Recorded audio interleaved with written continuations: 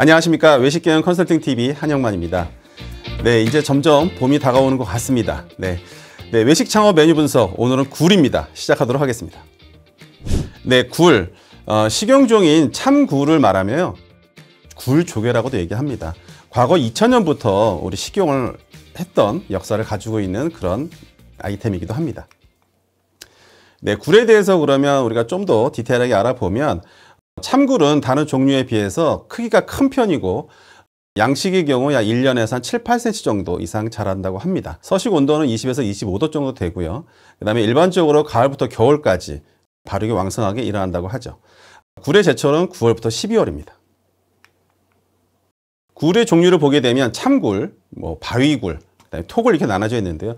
보통 우리 현재 대중적으로 많이 보시는 그런 굴이 참굴이고요.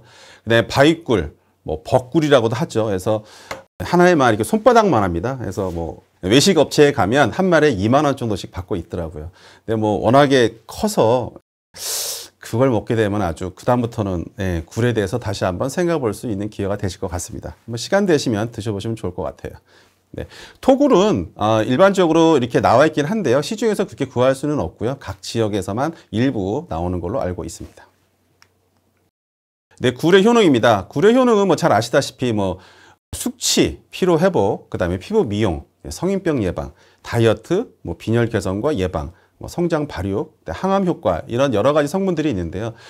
최근에 이런 외식업에서도 이제 소위 얘기하는 메디푸드라 그럽니다. 메디푸드라 해서 성인병 건강에 뭐가 좋은지, 또 고기를 먹어도 가능하면은 소고기를 구매하시더라도 지방질이 없는 그런 고기를 구매를 한다든지 이런 부분들이 많이 생겨나고 있고요. 그래서 이런 메디푸드를 중심으로 하는 그런 매장들이 곧 출현하리라 생각이 듭니다. 네, 굴의 궁합입니다. 잘 아시다시피 레몬, 저도 그렇지만 굴에 레몬 없으면 힘들죠. 레몬하고 우유하고 아주 궁합이 잘 맞기 때문에 같이 취식하시면 좋을 것 같습니다. 네, 굴의 섭취 방식입니다. 굴은 서양하고 동양하고 좀 섭취 방식이 틀립니다. 그래서 외국인들은 그런 와인이나 레몬과 곁들여서 많이 드시고, 버터, 크림 소스에도 같이 좀 어울리게 드시는 편입니다.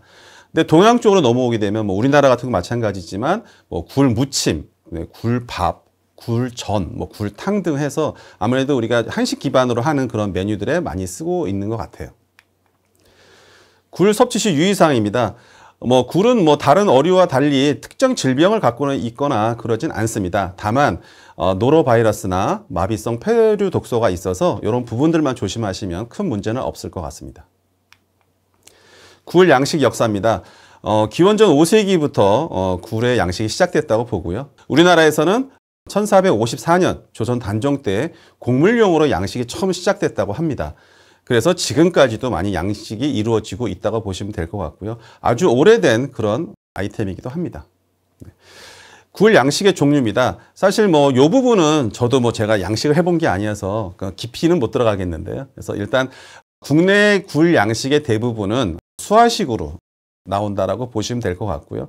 그다음에 수화식에서도 경남이나 전남에서는 영승 수화식, 그다음에 충남에서는 간이 수화식으로, 이 그림에 보시는 것처럼 이렇게 로프를 설치해서 그 밑으로 이렇게 줄줄이 이렇게 달려서 키우는 그런 형태라고 이해하시면 될 것 같습니다. 굴 양식의 단계입니다. 체묘 단계, 단련 단계, 수화, 어떤 시설에 대한 것들이고요. 그다음에 양성, 그다음에 채취.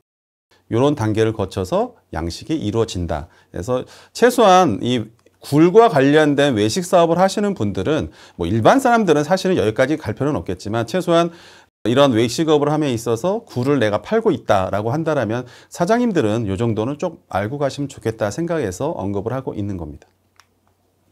네, 굴 생산국 및 생산 규모입니다. 역시나 중국에서 가장 많이 생산을 하고 있고요. 저희가 이 프로젝트를 했던 당시는 2016년인데요. 지금도 크게 차이는 없습니다. 중국에서 가장 많이 생산이 되고 있습니다. 그 다음에 우리나라에서도 그런 생산 지역이나 이런 걸 봤을 적에도 경남에서 가장 많은 양식과 출하가 이루어지고 있고요. 가격 추이도 보게 되면 지금은 이제 보다 더 인건비라든가 각종 물가가 상승하다 보니까 더 올라가 있지만 지속적으로 가격이 올라가 있는 것을 볼 수가 있습니다. 그 다음에 산지 가격도 마찬가지죠. 계속 가격이 올라가고 있다고 보시면 될 것 같고요. 그 다음에 가격 전망에서도 지금 보시는 것처럼 월별로 가격 변동이 많이 있습니다. 아무래도 이렇게 10월에서 12월로 넘어가는 가장 생산량이 많아지는 그런 시기에 아무래도 가격이 수요가 많다 보니까 아무래도 가격이 높아진 거라고 예상할 수가 있겠습니다.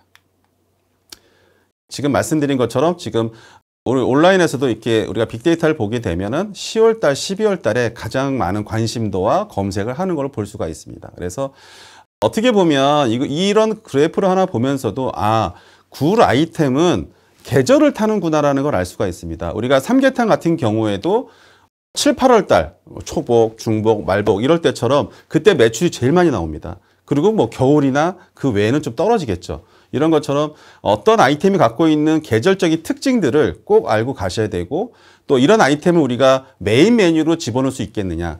저는 뭐 개인적으로 굴 가지고서 사계절 영업을 하는 아이템으로는 조금 어렵지 않을까 생각을 합니다. 그래서 아무래도 굴 아이템은 서브 아이템이다라는 생각을 하는 거죠. 굴만 가지고서 사계절을 다 영업이 잘 되게 할 수는 없다는 걸 말씀드리고 있는 겁니다.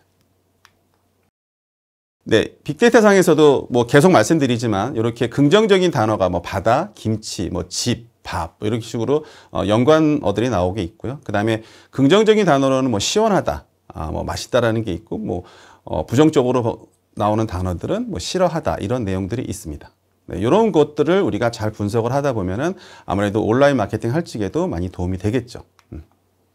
그 다음에 국내 굴 전문점 관련 포털 내용들을 저희가 좀 검색을 해봤어요. 그랬더니 굴 관련 전문점 트렌드를 검색하다 보면 굴 전문점은 굴의 부수적인 역할, 그러니까 아까 방금 전에 말씀드린 것처럼 뭐 짬뽕이라든가 다른 메뉴에 들어가는 부수적으로 많이 찾게 되는 아이템이라는 걸 잘 볼 수가 있습니다.